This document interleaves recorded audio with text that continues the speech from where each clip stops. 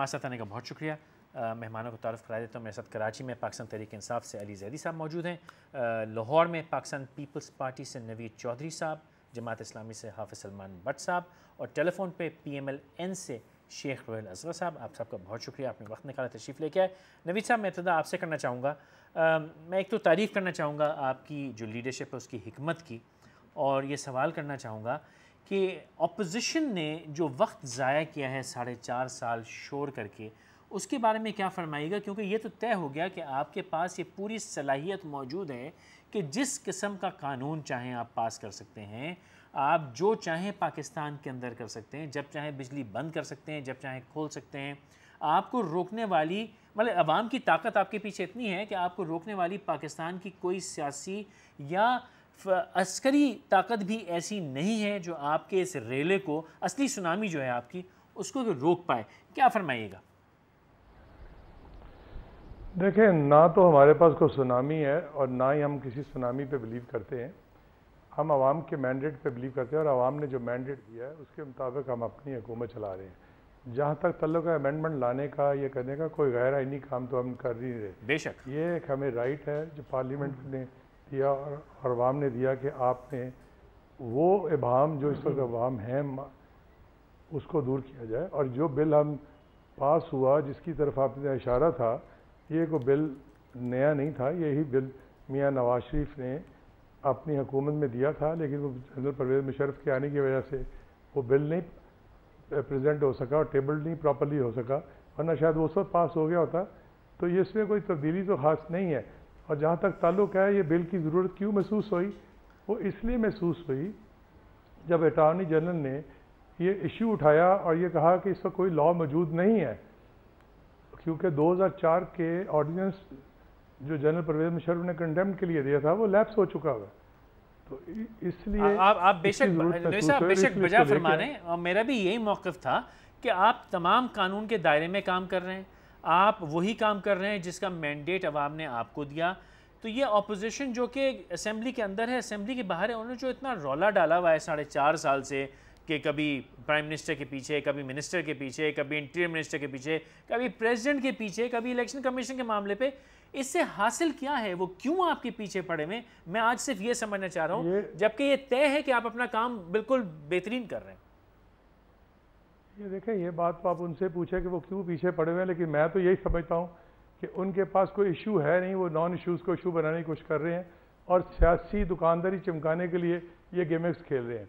Otherwise उस opposition के पास constructive काम करने के लिए, जहाँ कंस्ट्रक्टिव ज़रूरत पड़ी, 18वीं तरमीम में उन्होंने रोल अदा किया, कंसेंसस दिया, 20वीं तरमीम में आया, इलेक्शन कमीशन की अपॉइंटमेंट में आए। तो ये मैं समझता हूँ कि ये उनका एक सियासी जमहूरी हक़ है जो इस्तेमाल कर रहे हैं, और जिस तरीके से कर रहे हैं वो बेहतर समझते हैं। वो अगर असेंबली में आर्गूमेंट्स करते तो ज़्यादा बेहतर था, आवाम को पता चलता कि उसके अगेंस्ट और फॉर में क्या आर्गूमेंट्स आ रही है। ओके, चलिए फिर इनसे पूछ लेते हैं, तो इस तरह होगा। नबी साहब इन्हीं से पूछ लेते हैं। शेख साहब, मैं आपकी तरफ आना चाहूँगा कि आप सबसे बड़ी पार्टी हैं और आप असेंबली के अंदर अपोजिशन है। जैसे नबी साहब ने फरमाया कि सियासी दुकानदारी आप लोग चमका रहे हैं, फ़र्क तो कोई भी नहीं पड़ रहा।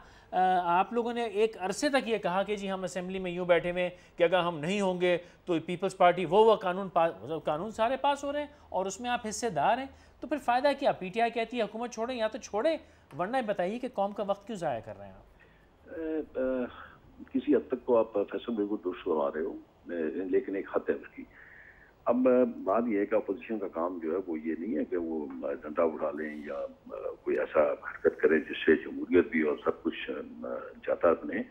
अब यहाँ पे ये है कि हमारा काम है निशानदेही करना, और मजहब मुआशरे में भी यही होता है कि अपोजिशन का काम है को खराबियों में निशानदेही करना। जैसे कि माजी में होता रहा है, जो भी खराबियाँ हम आई जो आप ये फरमा रहे हैं दुरुस्त फरमा रहे हैं। जैसे कि NRO का मसला था, NRO का मसला आया, उसमें जुमला सियासी जमातों ने, काफ़ी सियासी जमातों जो पीपल्स पार्टी हुकूमत के लाइक नहीं है, उन्होंने भी साथ दिया और उनको इस बात पे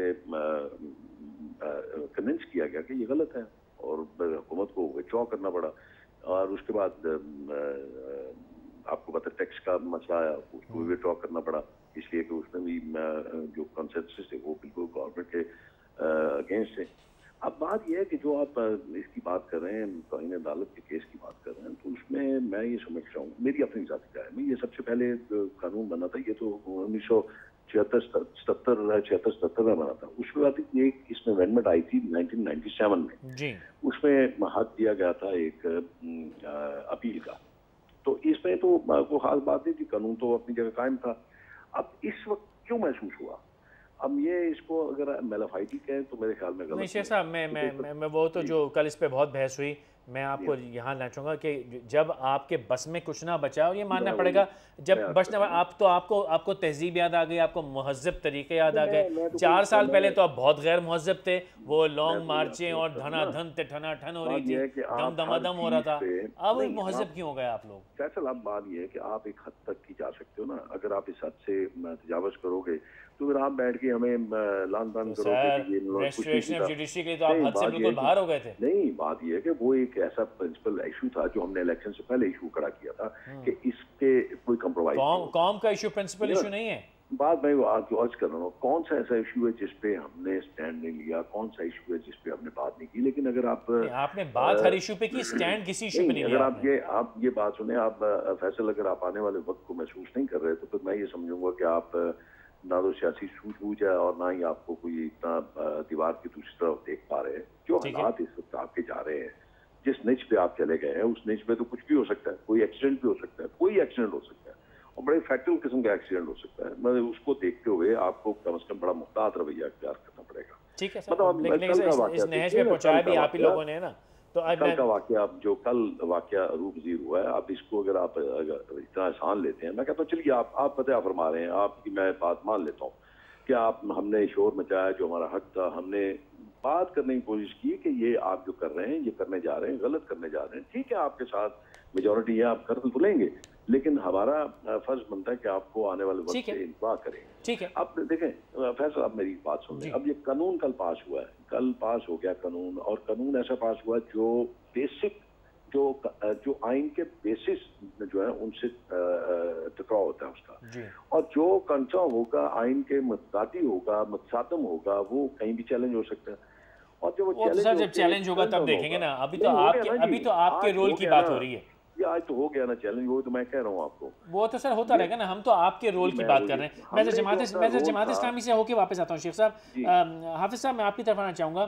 دفاع پاکستان کونسل نیٹو امریکہ گو ہم یہ کر دیں گے وہ کر دیں گے.